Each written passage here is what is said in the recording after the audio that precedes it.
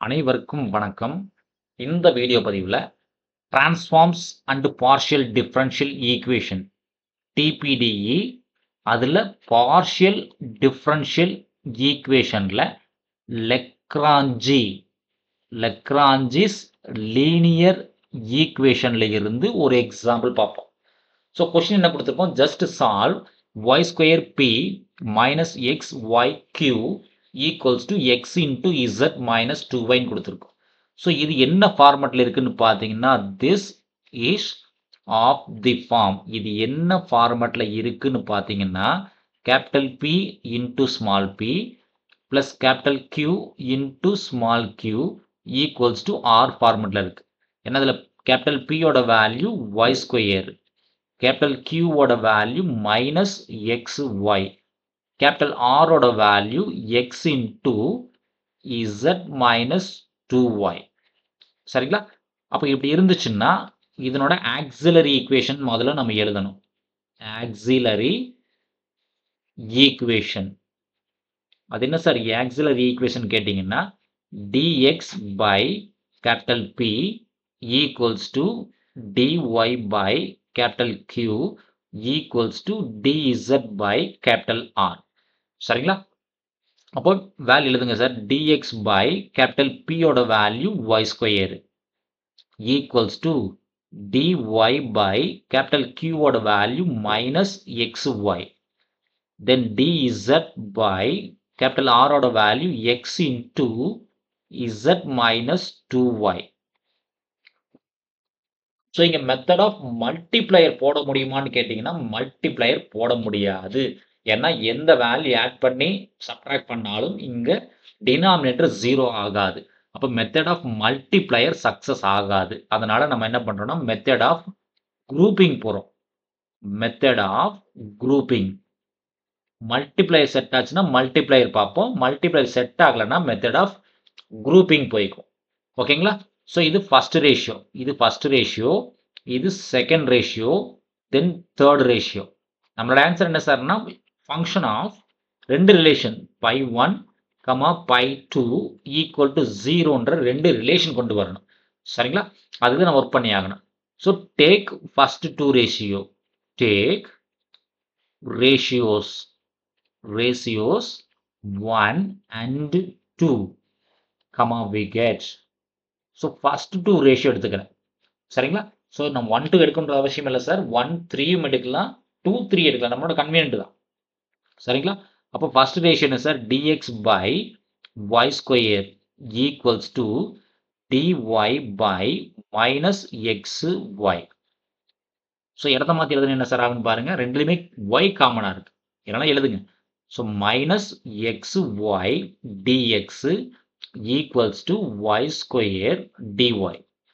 So ரெண்டு டைம்லையுமே என்ன காமனாக இருக்குன்னு பார்த்தீங்கன்னா ஒய் காமனாக இருக்குது. அப்போ இங்கே ஒய் கட் பண்ணிடலாம், இங்கே ஒய் பவர் 2 கட் பண்ணிடலாம். அப்போ பேலன்ஸ் என்ன சார் இருக்குன்னு எழுதுனீங்கன்னா minus x dx equals to y dy இருக்கும். ஸோ இன்டகிரேட்டிங் வி கெட், ரெண்டு பக்கம் இன்டகிரேட் பண்ணுறோம். Integrating comma we get. So integrate பண்ண என்ன சார் கிடைக்குன்னு பாருங்க.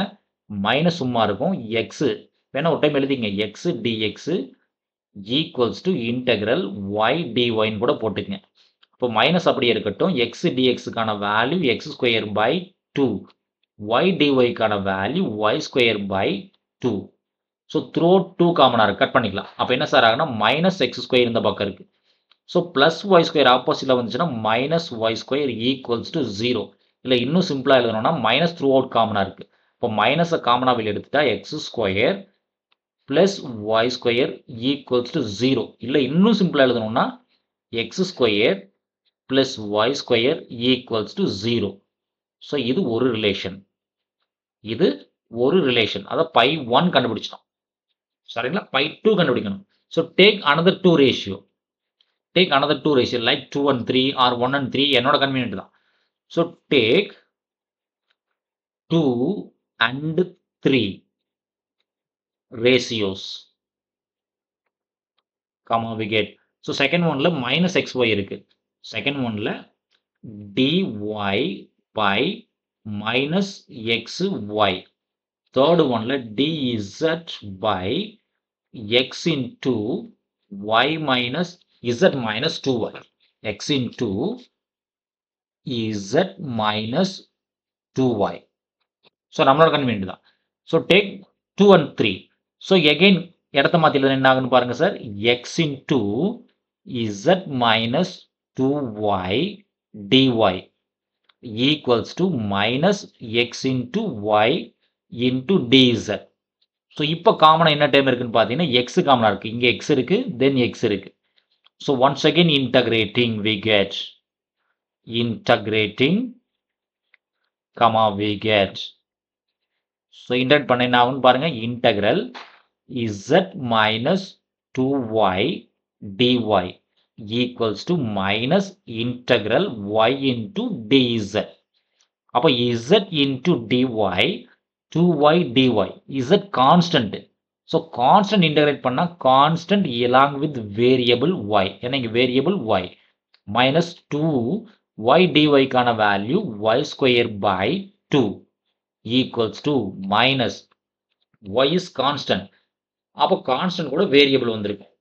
z வந்திருக்கும். சரிங்களா? எல்லாத்தையும் ஒரு சைடுல கொண்டு வந்துருங்க. எல்லாத்தையும் ஒரு சைடுல கொண்டு வந்துருங்க. ஆல்ரெடி z y 2 கட் பண்ணிக்கலாம். minus y square. So minus yz opposite வந்துச்சுன்னா plus yz equals to 0. So already இங்க என்ன சார் இருக்கு? zy இருக்கு. இங்க என்ன சார் இருக்கு? zy இருக்கு. அப்போ 2 times zy minus y square equals to 0. So இப்போ என்ன காமனா இருக்குன்னு பாருங்க. y ரெண்டுலயுமே காமனா இருக்கு. அப்போ பேலன்ஸ் டேர்ம் என்ன இருக்கும்? 2z minus y equals to 0. So y காமனா இருக்கு. அப்போ ஃபைனல் ஆன்சர் என்ன சார் இருக்கும்? 2z minus y equals to 0. So second relation. Therefore answer எழுதிக்கலாம் இல்லையா? ஆன்சர் என்ன sir? function of pi1 pi2 equals to 0. So function of first relation என்ன sir வருது நமக்கு? x square plus y square equal to 0.